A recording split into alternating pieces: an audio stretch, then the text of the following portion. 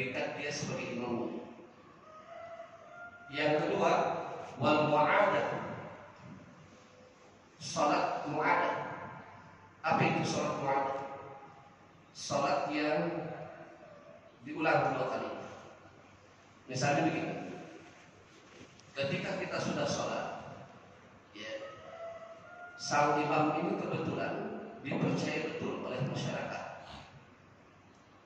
Kalau sudah dipercaya begitu, baik tingkah lakunya, ucapannya, lafaznya, terus kemudian keilmuannya, ya, begitu dia selesai, ada rombongan jamaah, ya, dia pengen sholat. Terkadang rombongan jamaah berikutnya itu mencari figur-figur imam. Maka ketika kita mau menjadi imam lagi, boleh. Nah, itu namanya sholat mu'adah. Ya. Lalu bagaimana ketentuannya untuk meniatkan dirinya sebagai imam? Tetap wajib menjadi imam. Begitu juga, misalnya ada seorang makmum, termasuk di mu'adah. Seorang makmum itu dia baru saja mengerjakan sholat, ya, karena dia tertinggal mungkin sholat. Nah, begitu dia selesai sholat, ada orang sholat berjamaah yang dia kenal betul misalnya keimamannya itu. Nah, dia ulang lagi dia sholat lagi itu untuk mencari keafdalannya atau mencari fadilah dalam sholat berjamaah, supaya tidak mendapatkan pahala berjamaah betul-betul 27 derajat. Boleh atau tidak? Boleh. Itu namanya sholat mu'adah. Tapi dengan niatnya, kalau makmum itu tetap wajib meniatkan makmuman, sementara imamnya tetap imam. Ya.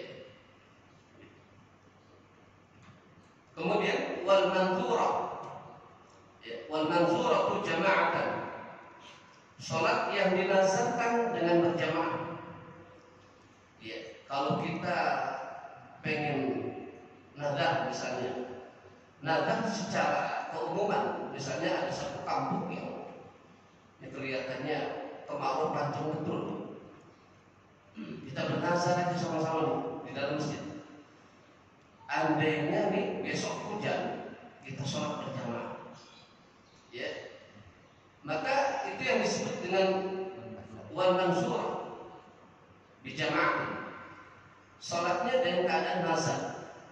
Nah, sholat dalam keadaan nazar, imamnya wajib untuk menyebutkan kalimat imaman lillahi ta'ala. Makmumnya wajib untuk mengikuti kalimat, ya, dengan kalimat makmum. Lalu apalagi wal mutaqaddimatu fil madar, dan sholat jamaah takdim pada waktu turunnya hujan. Dia dalam bepergian yang kondisinya sesuai dengan kaidah syarat-syarat mengerjakan sholat jamaah dan qashar, ya, jamaah takdim maupun jamaah takhir. Tiba-tiba begitu sholat jamaah takdim ada hujan, maka perkuat lagi dia untuk niatnya imaman lillahi ta'ala. Ya, ada beberapa hal. Jadi kadang kita suka ada pertanyaan, Ustaz, saya sudah sholat, ya, tapi saya ragu dengan bacaan saya. Ya, misalnya lagi sholat sendiri di masjid, saya ragu dengan bacaan saya. Tiba-tiba ada sekelompok orang berjamaah, saya boleh ikut? Boleh. Itu yang disebut sholat mu'adah, ya, boleh. Menguatkan niatnya dengan kemakmumannya. Nah, imam menguatkan dengan keimamannya. Lanjutnya, faslun syurutul qudwati ahada asyar. Ini suatu fasal syarat-syarat yang syarat-syarat mengikuti sholat menjadi makmum. Ya, ada 11. Yang pertama, Allah ya'lama butlana salati imami bihadatsin aw ghairihi, yaitu makmum tidak boleh mengetahui batal sholatnya imam atau batal sholat imamnya dengan hadas, ya, atau dengan yang lainnya. Biarkan imam saja yang merasa itu batal, ya. biarkan imam saja yang merasa itu batal. Jadi makmum tidak perlu tahu. Ya.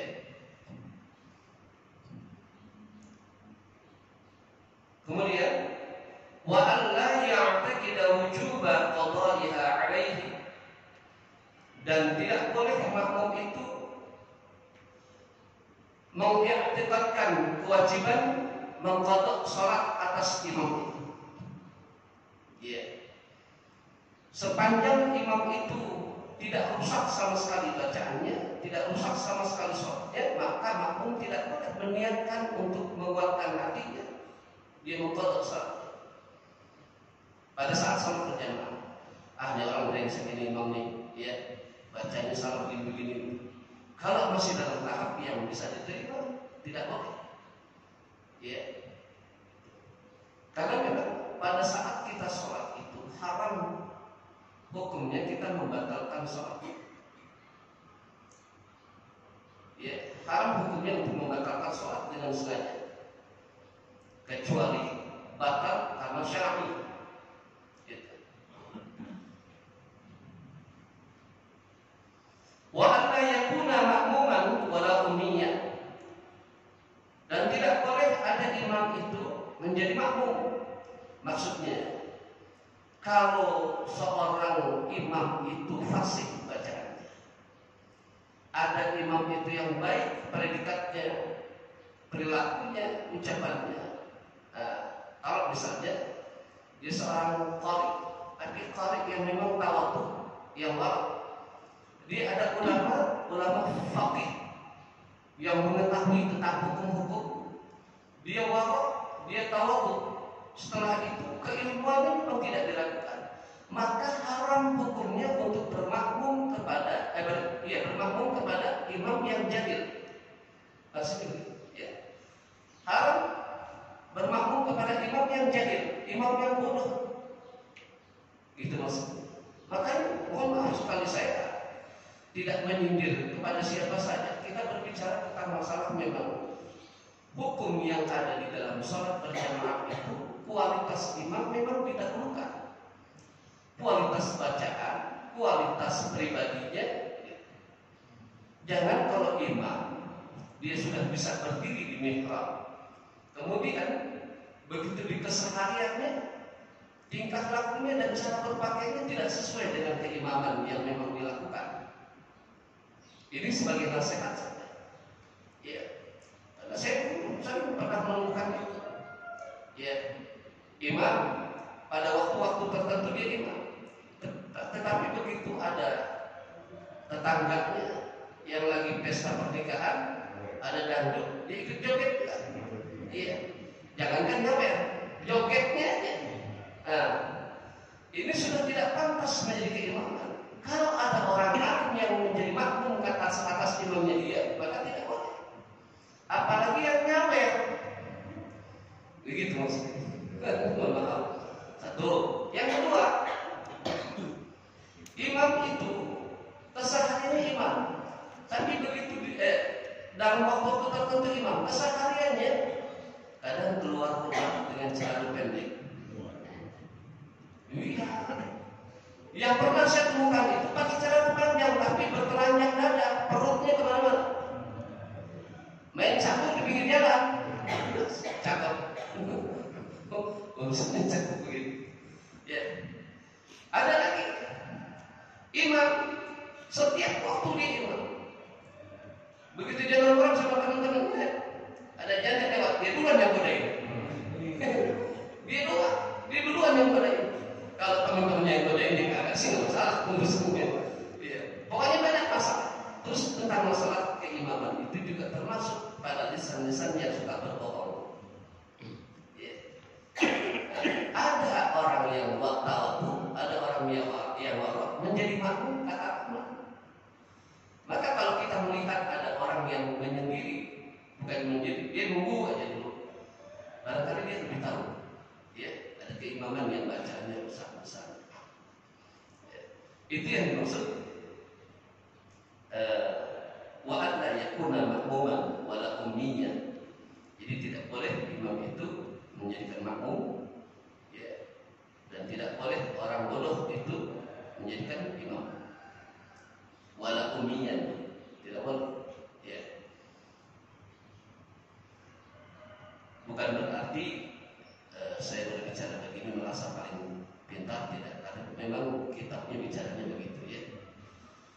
Wa an la yataqaddama 'alaihi fil mawqif wa an ya'lama intiqalat, dan tidak boleh makmum itu mendahului kepada imamnya pada tempat berdirinya. Artinya batasan imam itu ya imam di depan, makmum di belakang. Nah, tetapi sekarang permasalahan baru, ya masih juga ada terdapat di masjid-masjid itu kalau lagi ada event-event tertentu, ya kadang-kadang di masjid besar. Jadi kalau lagi misalnya ada sholat Idul Fitri, sholat tarawih di awal-awal Ramadan, kadang-kadang barisan perempuan dengan laki-laki sama. Ini pengurus masjid harus pandai untuk mengolah tempat, ya, mengolah tempat. Yang tidak jauh dari sini saya sering ketemu itu, ya, kalau lagi sholat. Kau sendiri kalau disusahakan kayak apa tuh orang datang banyak air, iya, air. Begitu sholat maghribnya, kalau kamu nggak ke bagian tempat, yang aneh itu softnya laki di dalam masjid, di luarnya ada perempuan, di belakangnya ada laki-laki. Ngacau saya bilang ini. Kalau memang begitu nggak usah. Nggak kebagian tempat itu nggak usah. Gitu. Apa nisfu Sya'ban itu apa sih? Dan gitu ada lagi sholat nisfu Sya'ban. Padahal nggak ada sholat nisfu Sya'ban. Nisfu Sya'ban cuma amalan doa. Iya. Begitu sholat nisfu Sya'ban dia balik lagi duduk berjamaahnya, begitu lagi kondisi makmum dan imamnya. Artinya antara soft laki-laki dan perempuan nyampur, tidak karuan. Termasuk mendahului daripada gerakan-gerakan. Saya katakan sekali lagi bahwa terutama yang kelihatan sekali itu ketika salam. Jangan pernah dahulu makmum salam sebelum imam selesai salam keduanya. Ya. Imam salam keduanya selesai baru makmum. Kan dulu pernah saya jelaskan keutamaan salam imam itu dan kesempurnaan disempurnakan oleh salamnya makmum itu, karena mengiringnya, ya, tidak mendahulinya, maka ada pengaruh yang besar. Ketika imam salam ke kanan, 40 rumah mendapatkan naungan keberkahan dari sholat berjamaah. 40 rumah sebelah kanan. Lalu sebelah kiri ketika kita melewat sebelah kiri 40 rumah pula yang mendapatkan naungan keberkahan dari sholat berjamaah itu, kecuali rumah-rumah yang di dalamnya ada tempat-tempat maksiat tidak bisa. Ya. Maka jangan pernah mendahului. Kita kadang-kadang begitu. Saya masih melihat imamnya Allahu Akbar, imam belum sampai sempurna rukunya, kita sudah sempurna. Begitu i'tidal, sami'allahu liman hamidah, imam juga baru bergerak, kita sudah berdiri tegak. Nah, ini yang disebut wa muqaranatul ma'mumi fi ma siwa tafarruqi ila al-arkan. Jadi mendahului gerakan-gerakan keimaman itu menjadi makruh. Ya. Gitu. Wa ayya'lamal intiqalat, dan harus mengetahui makmum akan perpindahan imamnya dalam gerakan-gerakan. Wa ayyajtami'a fi masjidin aw fi 300, dan harus berkumpul imam dan juga makmum di dalam satu masjid. Ya, maksudnya makmum itu harus muttasil. Nah, kita harus pahami ini. Dulu Masjid Raya Pondok Indah masih perdebatan, sampai sekarang perdebatan. Saya ingat betul ketika almarhum Al-Ghafurlah membicarakan tentang masalah kondisi masjid yang senada dengan Profesor Dr. Kiai Haji Said Agil Hussein Al-Munawar. Ya, jadi dulu sempat Profesor Dr. Said Agil Hussein Munawar itu ditegur, bukan ditegur karena kesalahan dia, ditegur maksudnya supaya beliau yang menjadi jembatan masyarakat, menjadi jembatan ulama untuk berbicara dengan pengurus masjid ekonominya waktu itu. Karena apa? Karena memang bagian atas dengan bawahnya tidak mutasil, gitu, tidak nyambung. Ya, jadi harus kumpul, gitu. Akhirnya dibicarakan, tapi pendapatnya berbeda lagi dari kalangan para pengurus dulu. Yang pegang itu Profesor Amin Suma, saya ingat betul. Profesor Amin Suma yang pegang Pondok Indah, karena memang berbentuk lembaga atau yayasan mereka itu. Ya. Beberapa masjid juga lain banyak. Jadi begini, kayak seperti ini. Ini makmum, imam. Begitu dilihat pintunya kan di situ. Pintu inilah yang menyebabkan mutasil. Jadi kalau ada orang yang sholat di luar, sebatas pintu ke belakang sah. Ya, tapi dari pintu ke depan, ini masih ada celah di depan, ya, pintu ke depan tidak masuk dalam kondisi makmum, karena tidak kumpul, tidak mutasil tentunya. Ya, jadi harus diketahui ke belakang. Nah di belakang biarpun sampai jalanan raya sana, kalau memang dia mutasil terus, nggak apa-apa, ya, nggak masalah. Kalau masjid Agung sampai ke pondok ke Cabai 3. Dulu ketika Covid itu Jumat sampai ke Cabai 3. Saya lihat dulu mutasil apa enggak? Begitu lihat kalau mutasil, lempengan jalan ke sana arah ke Cabai 3, lempengan dengan pintu. Bahkan paling depan sudah bisa dibuka gerbang pintunya. Nah itu yang dikatakan mutasil. Ya. Nah terus kalau masjid berlantai juga harus ada celah seperti ini, ada lubangnya. Kalau masjid rapat dan ditutup begitu, ya repot.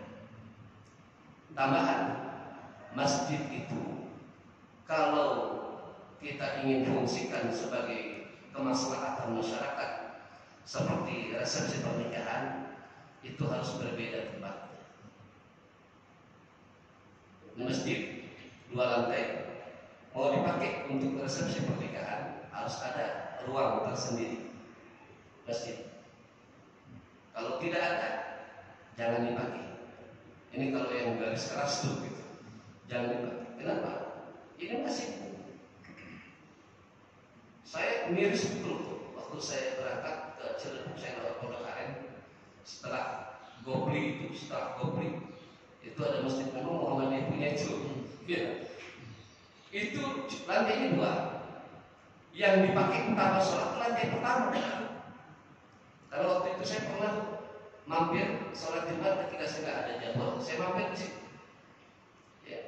Itu lantai pertama yang dijadikan utama untuk ibadah sholat. Tiba-tiba saya perhatikan, saya pas lewat lagi ada orang resepsi. Itu di lantai pertama, lantai 1. Ya, di situ dipakai buat resepsi juga, dipakai sholat berjamaah, dipakai buat resepsi juga, dipakai juga hiburannya dangdut di dalam. Saya bilang luar biasa nih. Di dalamnya ada dangdut bercampur aduk. Kenapa begitu? Kenapa tidak boleh? Ulama-ulama itu sangat hati-hati, karena yang hadir bukan cuma orang Islam. Kadang-kadang wanita-wanita yang haid itu juga hadir, masuk ke dalam. Ibu kalau nanti jangan sampai masuk ke dalam. Kalau di teras boleh, ya, kalau sedang haid. Jadi itu tambahannya, ya.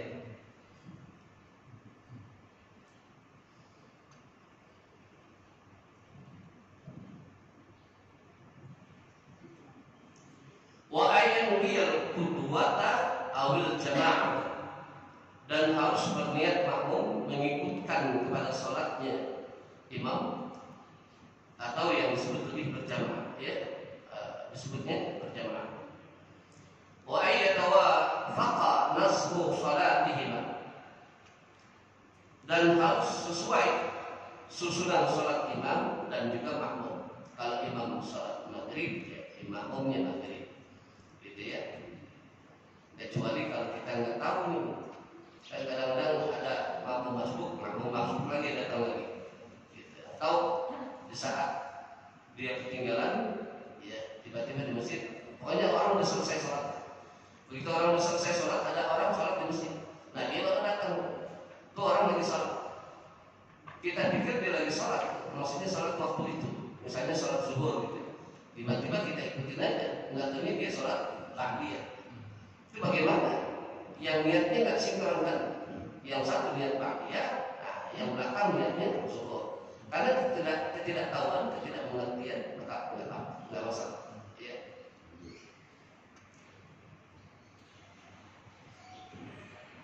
Dikit lagi.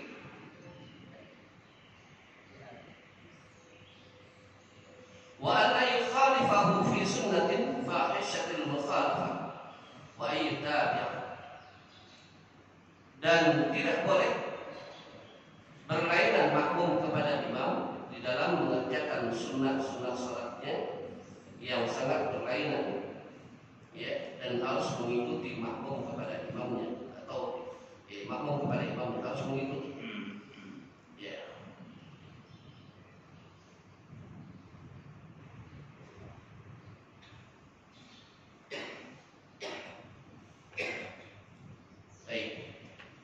Jadi kalau sholat seperti sholat Isya ada sholat sunnahnya, imam mengerjakan sholat sunnah ba'diyah, ya kita kerjakan sunnah ba'diyahnya, ya. Gitu. Kalau kita ada kepentingan yang mungkin lebih urgent, ya boleh silakan. Tapi harus diketahui kadang-kadang kita meremehkan hal yang sunnah, ya. Cobalah kita mengutamakan itu semua.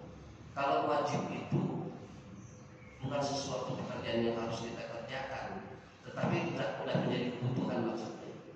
Kita jangan berpikir kewajiban itu wajib, bukan cuma itu. Jadi sesuatu hal yang wajib kita harus jadikan kebutuhan. Sementara yang sunnah itu menjadi kewajiban kita. Itu untuk menambah frekuensi ketakwaan kita kepada Allah. Ya. Kadang-kadang saya sering melihat juga orang meninggalkan salat ba'diyah Isya.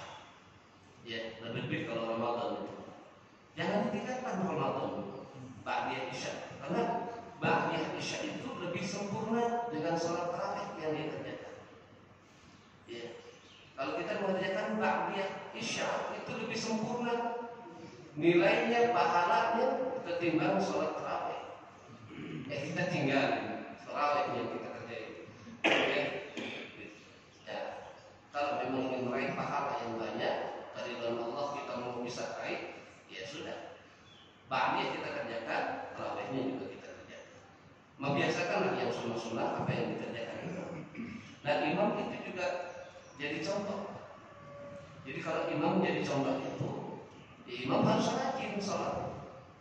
Sholat sunnahnya udah nggak dilakukan dia sunnah, dan dia mengerti mana sunnah ya. Yang dianggap sunnah, mana sholat yang terlarang, yang tidak boleh. Jangan mentang-mentang lain sholat sunnah, begitu habis asar itu sholat sunnah, begitu habis subuh dia sholat sunnah, begitu enggak, ya, lewatkan itu. Ya, sampai di sini kadang-kadang apa itu? Iya. Umpamanya saya jadi imam nih, imam itu saya kentut, tidak bunyi. Ya. Kalau dengan penjelasan Ustaz tadi, apakah saya lanjut atau saya pendam sendiri aja?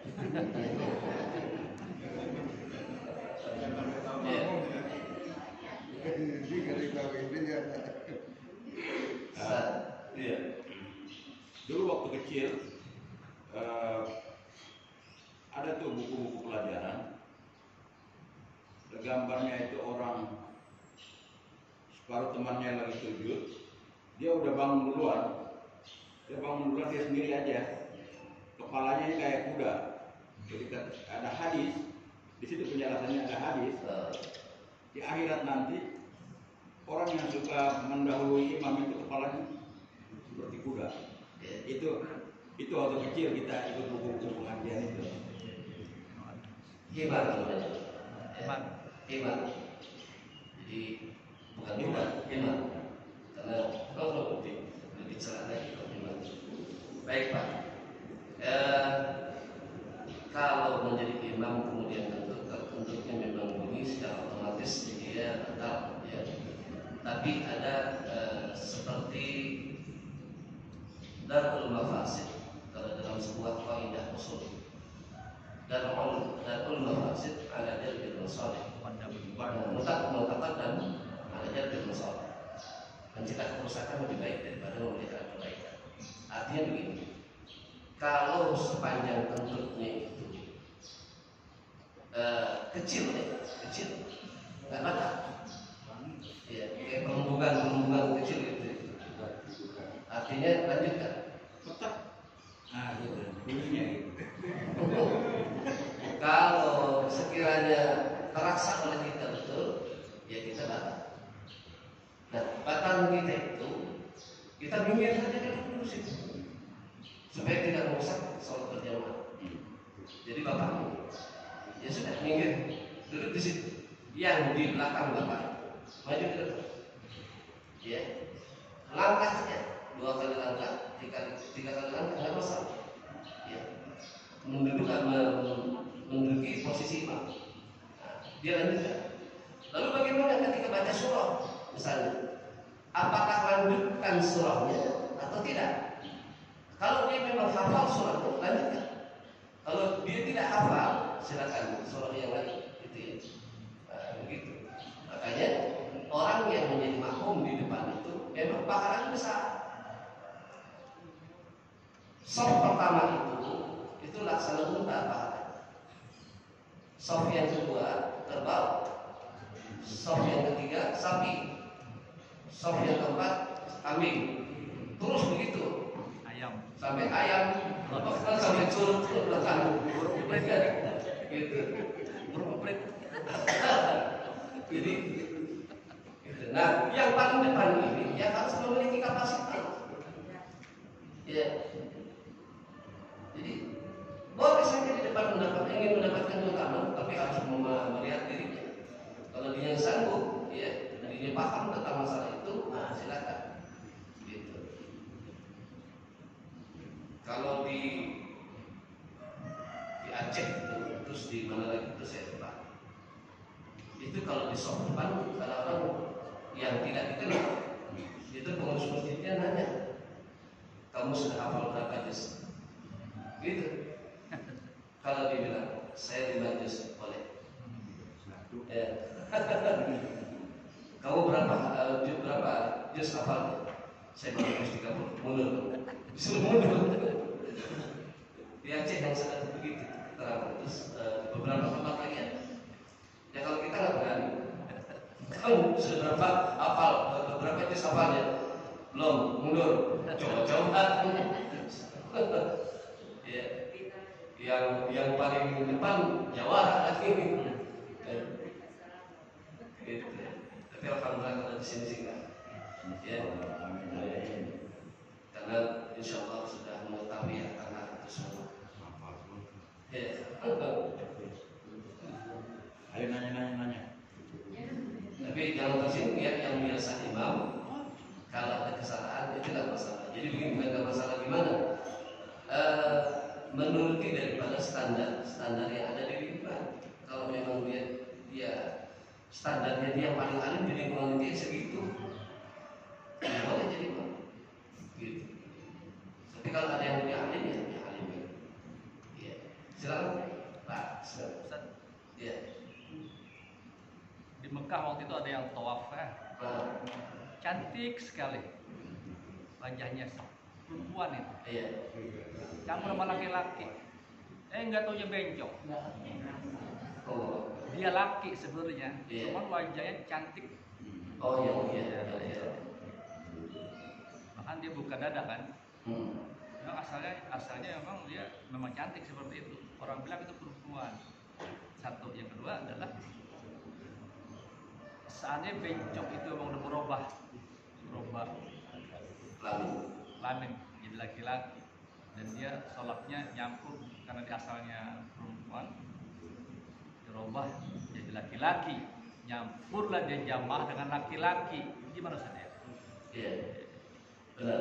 Jadi begini, kita harus membedakan antara bincang dengan khunsa. Khunsa yang dimaksud dengan fikih atau syariat itu adalah orang yang ditakdirkan oleh Allah dengan memiliki dua jenis kelamin. Ya, dua jenis kelamin.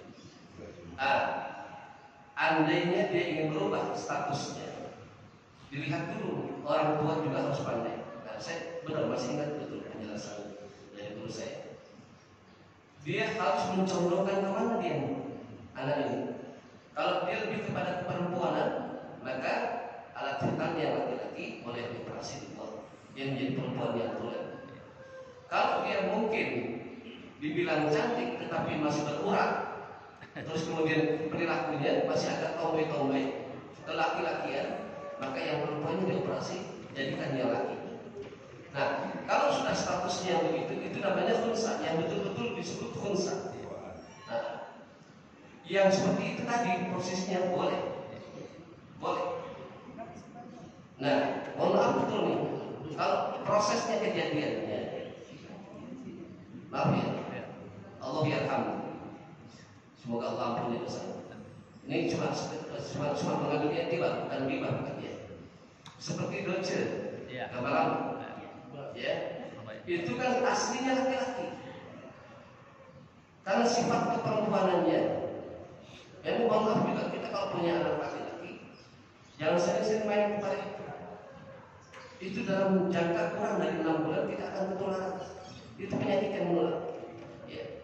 Nah, kalau kasusnya seperti itu, awalnya laki-laki, kemudian dirubah dengan sifat keperempuanan, karena sifatnya saja, bukan aslinya begitu.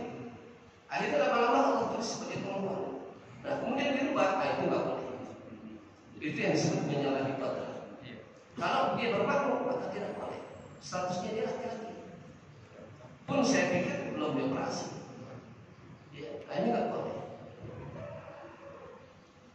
Jadi saya ingat dulu, mohon maaf, ya, jadi pengalaman hidup saya dulu di tahun 91 itu saya 98 sebelum saya mengajar itu saya di perusahaan hospital equipment di alat kesehatan dulu saya marketing di alat kesehatan dulu sampai saya banyak sekali memenangkan proyek di RSCM sama di Kerawang. Tiba-tiba tahun 98 itu kita tahu semua banyak perusahaan yang bangkrut, terus kemudian dirumahkan, ya. Nah, termasuk saya.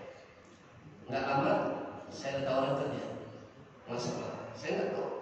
Dulu saya nggak kenal apa itu Makarizo, perusahaan Makarizo.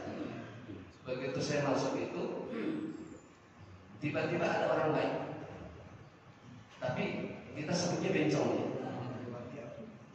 Dia bilang begini, Bapak, mohon maaf nih Pak, boleh kita ngobrol sebentar di warung? Boleh. Bapak mau ngelamar di sini? Iya.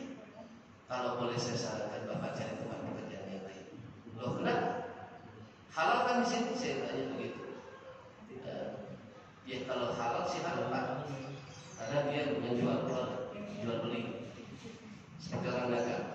Nah, cuma kalau Bapak masuk ke sini, saya lihat Bapak ini laki-laki tulen. Ada urusan apa dengan status saya? Begini Pak, kalau pekerjaan di sini Bapak nanti jual itu masuk ke salon-salon. Di salon itu Pak, perempuannya perempuan binal, lakinya sakit Pak. Laki-lakinya sakit. Emang kenapa? Ya coba lihat aja kayak saya begini Pak.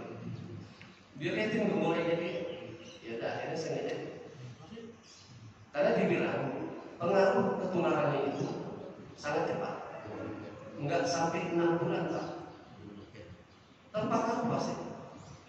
Ya, saya punya tetangga di Rabidan juga begitu. Cepat terbang. Nah, jadi begitu. Oke, mau apa? Selamat.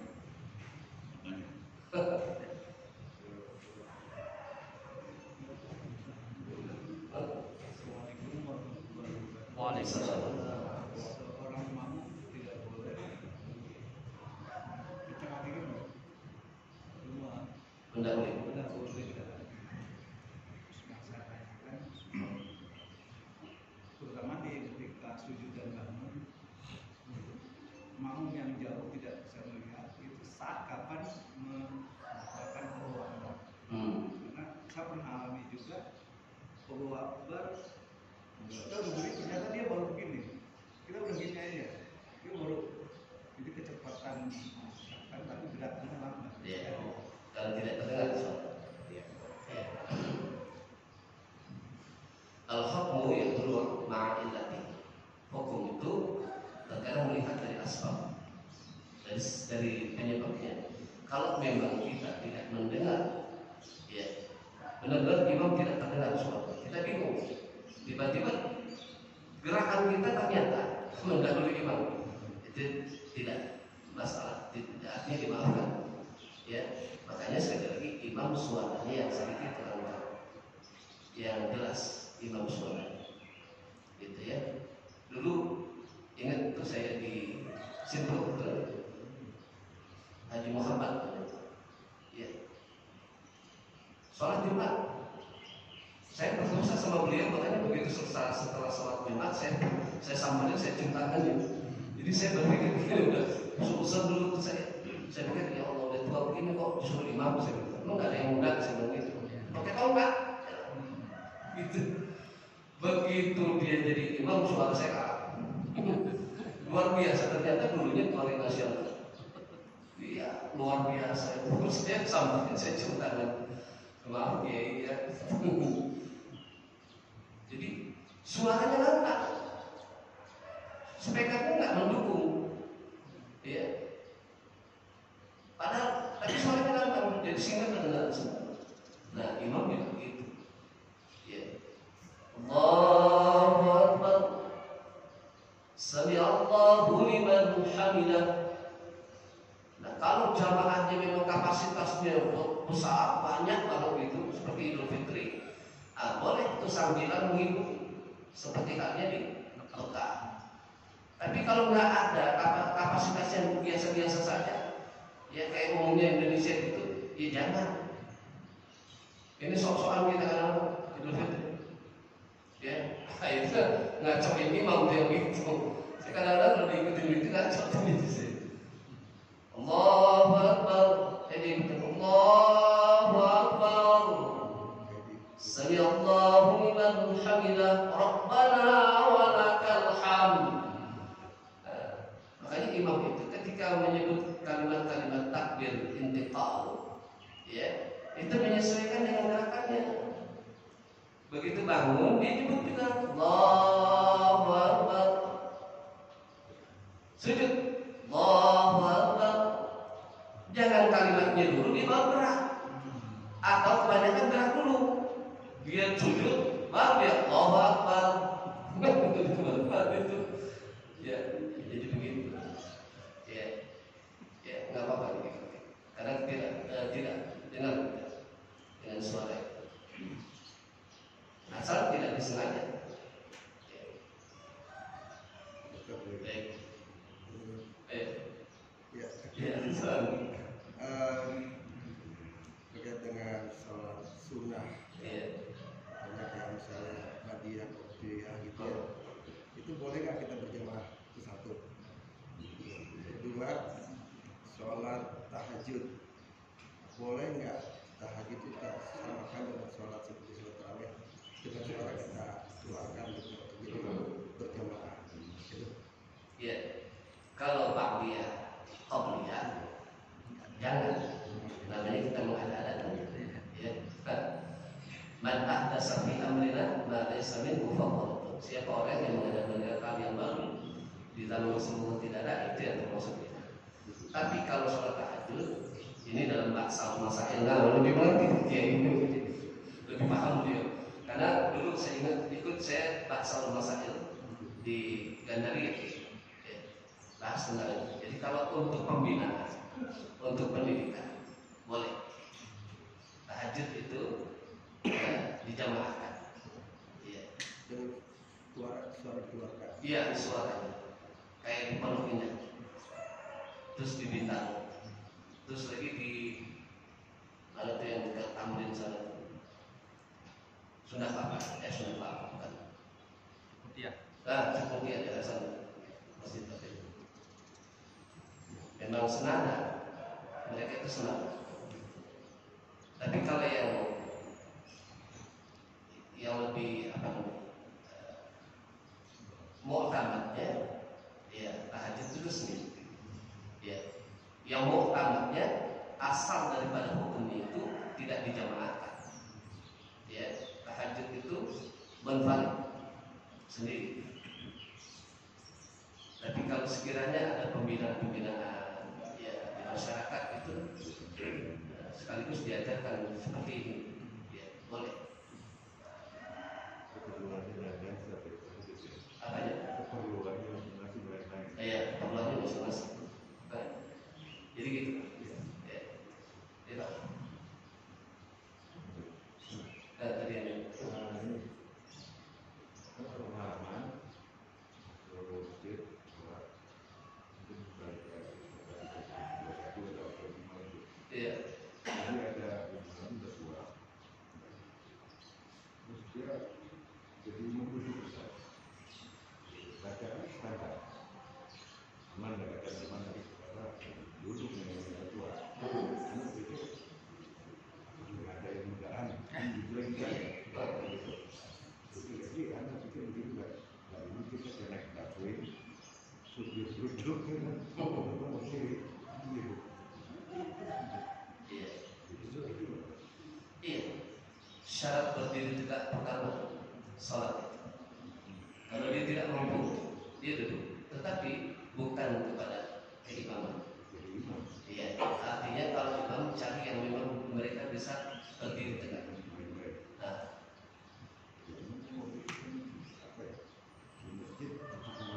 iya. Kalau memang jamaahnya lebih mayoritas hampir semuanya betul-betul awam dengan bacaan awam, dengan hukum awam, yang bisa cuma imam itu doang. Dia fasih misalnya, bacaannya bagus, alim orangnya, terus tawadu, wara orangnya, nggak masalah. Biar pemilu, nggak masalah. Cuma kan kita kan tidak bisa mengukur di mana batas kealiman. Karena ya'riful alim dan alim, yang tahu orang alim itu orang alim. Sama ya'riful wali dan wali, yang tahu wali itu alim. Cuma selanjutnya masjid itu menata siapa yang berhak menjadi imam. Kalau imamnya itu ya silakan, boleh diseleksi. Kalau memang itu duduk, kalau memang ada orang yang lebih bisa kan untuk bisa berdiri dengan kapasitas yang sama, kualitas yang sama, maka yang berdiri yang dilakukan, yang bisa berdiri. Ya kita kan bingung juga kalau orang sehat dipimpin sama orang yang sakit. Kalau dari mungkin depan, Oh iya. Iya. Ada informasi juga untuk para jemaah. Pengalaman saya, Islam di kampung saya itu baru 2 generasi. Jadi bapak saya itu saya, kakek saya nggak punya agama. Nah, di kampung itu ada 10 kampung. Waktu Islam awal-awal itu hanya baru sekitar 4 kampung. Iya. Tapi secara cepatnya 10 kampung. Nah, masjid itu ada 3. Jadi yang dari kampung-kampung yang nggak punya masjid, tersebar di 3 masjid yang ini di kampung ini, jalan kaki. Nah, ayah saya itu imam, dia mengimami pada saat bulan puasa tarawih 3 kali.